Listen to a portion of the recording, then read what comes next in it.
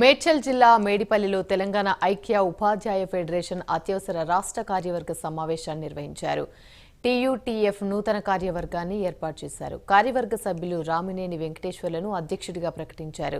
GO number 317 బాధితులకు వెంటనే న్యాయం చేయాలని, సిపిఎస్ను రద్దు చేసి పెండింగ్ డిఏలను వెంటనే విడుదల చేయాలని కోరారు. ఇక వెంకటేశ్వర్లు ప్రభుత్వాన్ని డిమాండ్ చేశారు. కార్యకర్తలకి రాష్ట్ర కార్యవర్గ సభ్యులకి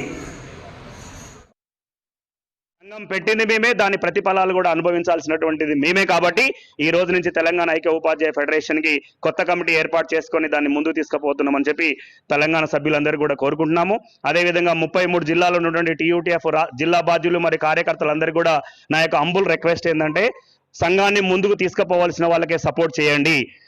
పదవులు తీసుకొని ఇంటికాడ కూర్చొని పదవులని అలంకారప్రాయంగా చూసేటటువంటి వాళ్ళకి చరమగీతం పాడండి అని చెప్పి నేను ఈ వేదిక ద్వారా